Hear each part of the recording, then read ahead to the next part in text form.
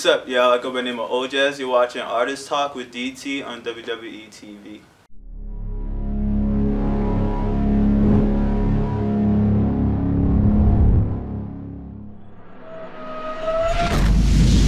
Hey, what's up, people? This is your boy DT the Artist for WWETV at the YouTube studio for my new show called Artist Talk. Next guest that I have is the one guy I know that's taller than me. I'm 6'5". This guy is 6'7", and he's an artist. He's also an event planner. He's jack of all trades. So this is Ojez. Hey, what's going on, people? Thanks for having me. Honestly, I appreciate it because, like, this is an outlet, and it's nice to be here. For sure. Now, you have your own outlet as well, a podcast. Yeah, the No Filter podcast. I started a podcast because, like, I needed a way of also expanding my reach and bringing a different perspective of who I am. So I started a podcast called The No Filter, where we share our own opinions on the No Filter, you know. And I came up with a name after the first episode because I was like, wow, we really spilled a lot of beans on this one. Like, you know what I mean? So I was like, you know what, might as well call it No Filter. So yeah, it's just pretty much me and a few of my friends coming on there, and anybody pretty much who's just has something to say coming on and talking. So yeah, that's the No Filter. Now, as an artist, how have you found maneuvering the Toronto music industry? Oh, wow. You see that that's a trick question or rhetorical? See, hip-hop artists always got to hold the mic like they perform it. I put it down and I put it up. Hey. Nah, but honestly, it's pretty hard out here. Like, it's not easy. I mean, it's getting better. Because I just realized it's actually getting better. Like, you know, because before I was stuck in a place where I was like, yo, you know what, nobody really wants to work with anybody, and, like, everybody's just stuck up in their own place. But lately, I feel like people are actually coming out of their shells now. And the thing is, there are other people who want to work. So if you're just stuck on one person, you might be the one stuck in a box. You know what I mean? So if you're looking at the door, you're missing the window that's open. Wow. That's why he's the host, and that's why I'm over here. Like, you know, that's bars. But honestly, that's pretty much what it is, because we miss opportunities because we're so fixated on one particular thing, and there's other ways. So, yeah. Now, it's interesting that you say that people are starting to, I guess, wake up and create opportunities. But what I've noticed is a lot of the opportunities that are coming are artists creating opportunities for other artists. Yeah, very true. That's very true. Right? So it's come away from back in the day where it's like, okay, there's a promoter, the promoter does such and such, and da-da-da-da. But now, like, a lot of the showcases and shows in Toronto are artist run. Yeah. Right? And they're creating avenues for other artists. Yeah, yeah. Now, while that's a good thing, it also kind of lets promoters off the hook, where they're like, well, hey, they got that, I can do something else. Yeah. But in reality, as artists, we all need people to have their position. Yeah. Right? As an artist, you need a publicist, you need a manager, you need a lawyer, you need the promoter, you need a booking agent. You know, all these people help to build your career. Yeah. And when you look at someone like Beyonce, she has over 300 employees on her payroll. Yeah. Right? So when people are like, oh, artists isn't an industry and whichever, being an artist creates the opportunity for other people in the industry.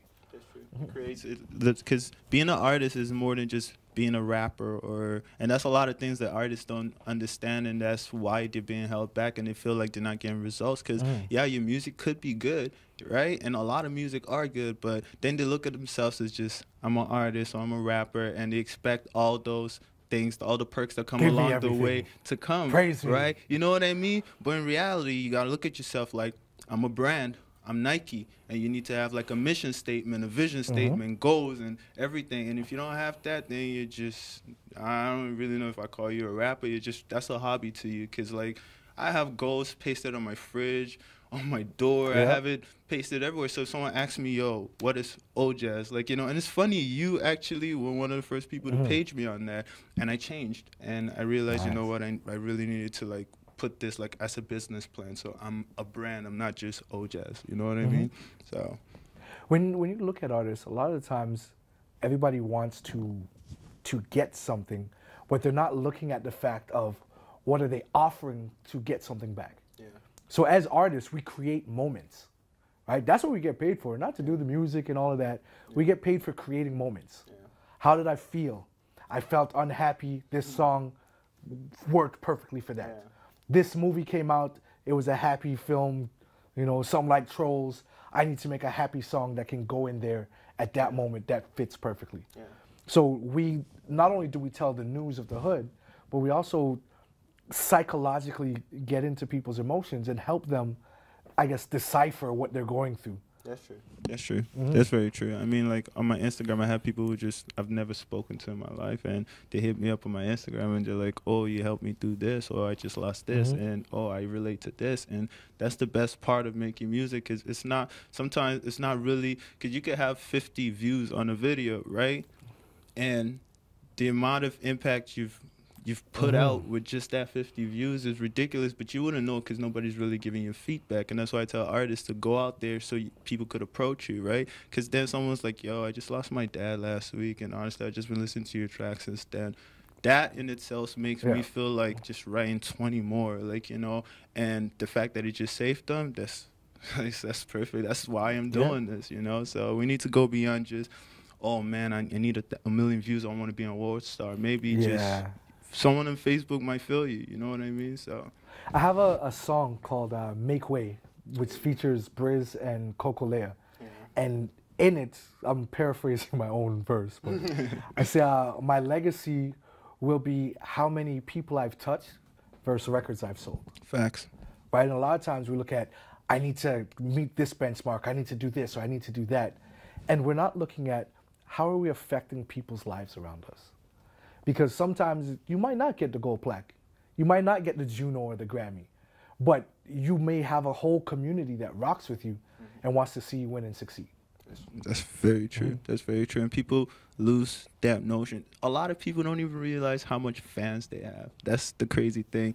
They might have 100 followers, and those 100 followers actually really mess with them, right? And they go like, oh, man, I only have 100 followers, man, and, like, I got to get more. And then they go looking for other people and abandon these guys. Instead of building. Exactly. And then these guys find someone new who actually is out there with live videos and just doing the most. And they're like, okay, he cares about us. And then they forget about you, and now you're back to zero when you could really have just groomed those, and they would have got you more. You know what I mean? It's like people don't realize it's called an army for a reason. They go out there and they're pretty much working for you, and you don't even know it. Like, you know, but hey, who am I to say? Just working. Well, it's interesting that you say that, because as an artist, you know, everybody wants 100,000 followers on Instagram. But if you have 1,000 followers, and let's say 500 of those followers are real fans, and they pay $20 a month to get a CD or buy a shirt or whichever. If 5,000 people bought a shirt for $20, you have $10,000 in your hand. Facts. Right? If another 5,000 say, hey, we're going to just, you know, buy a T-shirt and a CD. You know, let's say that's $30. You have $15,000. 1 month's work. That's crazy. Right? Now, if you work with a group of people, and everybody together has, let's say there's 10,000 within that group, and you say, all right, let's sell a T-shirt and a CD and an experience for $50, right? When you do that, like you're actually at a place where it's like, yo, guys, we've made enough to live off for the year. And that's very true. Right? So now it's the independent market needs to change to become interdependent, as I was saying on one of the other interviews, where we have to depend on each other, because before everybody was depending on big industry. Yeah. Whereas now it's like, okay, we're getting back to grassroots. And in doing that, you know, let's do like Black Wall Street. Hey, we have our businesses, you know, let's let the money change hands between us. So when we get to a certain place, it's like, hey, I'm going to get my video shot by this guy. I'm going to get my hair cut by this guy. I'm going to get my beats done by this person and go to this studio. And we just circulate that money around to where there's growth now. Yeah. Yeah, that's true. I mean, I wish a lot of people have the same mindset, because, like, you know, collectively, like, everything is just a lot better and a lot stronger. Like, you know what I mean? And I just feel like, you know, when connections are pulled together, and the whole reason why we call it a culture, it's not just because it's like hip hop. It's like we're a family. Culture is more than just this tradition, this history, there's a lot of things. It's lifestyle, how you live every day. Exactly. Right? Like, you know what I mean? We dress hip hop. Yeah. Not because we want to be cool, but most of us, that's what we grew up with. And that's all we know. Like, you know what I mean? And that's the part. And at the end of the day, it's almost like hip hop has evolved so much, it's become something more than just like this. It's like now we're also embracing all the cultures that in within hip hop, right? And I feel like people are repelling that. Yeah, because it's the #1 genre in the world. That's true. But has the most or the least amount of radio stations. That's true. That's true. And a lot of politics behind it. Yeah. Like, you know, and I wish I knew more about the politics, but like as the day goes by, I'm learning, like, you know. Well, remember, hip hop, when hip hop started, it's like, we're cool just being us. Yeah. You guys be you over there, we're going to be us over here. Facts. And people resonated with that. Yeah. And it became, well, not only are we cool with being us, but you can be cool with us as well. Yeah. And now the world starts to take note, and you have people from different cultures now saying, well, I want to be cool with them being me. Yeah. And then the rest of the world is like, no, you can't do that. Yeah. You need to dress a certain way. You need to look a certain way. You can't have your hair like that. You have to shave your beard. You have to, right? And then hip hop was like, no, we're not doing that. No. We're going to do us. Y'all do you over there. And then it became something so big over, hip hop is what? Just turning 40 years old. Now we're not even being here that long, and that's some history that I actually just learned recently, like, you know. Yeah, you think about most hip hop artists who are popping right now lived through half of hip hop. That's facts. That's facts. And that's why I feel like sometimes when we go back to like the quote unquote older heads or whatever, I'm always like, yo, I feel like we don't give enough credit to some of these guys who actually paved the way. Like, you know what I mean? Like, for instance, Jay-Z is a living legend, GOAT, and what other name can we use for a status bump? Like, he's everything there because he was, back then he was there and he did it. In the present he's there, and then in the future I'm sure it's still a legacy there. But see, Jay-Z has transcended from just a GOAT to being an icon, because now he's saying, now I have this platform, let's work on prison reform. Let's work on getting our youth educated. Exactly. Let's create opportunities, right? And if you look at hip hop has always been, not only are we cool with ourselves, but we're gonna show you what's going on in our lives. Yeah. And then here's how we plan to do something about it. We don't need y'all. We'll let you know when we need you. We're just gonna take care of ourselves right now. And that's true. And I feel like a lot of people are adapting that right now as well. Like, hip hop is huge. Hip hop is everything I've known. Like, you know what I mean? Hip hop made me what I am today. So I feel like right now is at the point where we can only get bigger, and we are gonna get bigger. Like, you know what I mean? You have the screamos that are now hip hop, like, you know, like the X, like, you know, you have the Trippie Reds who like the rock stars in the hip hop. Like, so they've created subgenres within hip hop. Within the culture. Do you know what I mean? And that's how you know a genre is growing, when subgenres start to grow. We're evolving. Right? Because there was rock, then there was indie rock, there was soft rock, there was punk rock, you know, all these different things. Yeah. And honestly, to go back to the Jay-Z, I really hope like every artist or even person in general just tries to adapt that same mentality, because the whole essence of living on this planet is to evolve it and make it better, right? And if you're just here just killing stuff, then you're not really doing nothing, like, you know what I mean? So being able to impact somebody and change your life, and just, it might be something little, but trust me, it's really changed somebody's life. So Jay-Z is just, man, like, and that's why before I used to get cheesed when I hear rappers call themselves God.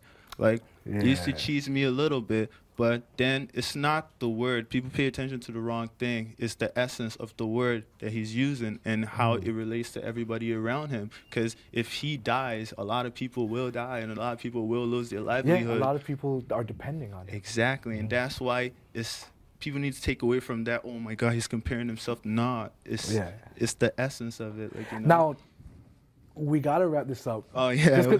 You touched on a subject that I call hip-hop politics. And, like, that's my bread. I got carried away. No filter. So hip-hop politics, it's, you know, just surrounding the entire culture. True. But this is Ojez. Tell them where they can find you. You can find me on my website. It's ojez.ca. My Instagram's ojez and a _. Twitter, Ojez. YouTube is Ojez Music, but you could type Ojez and you'll find me. So, yeah. All right. Thank you for coming through, man. Appreciate you guys having me, man. This was a blast. This is DT the Artist for Artist Talk on WWETV here at the YouTube studio. Signing off.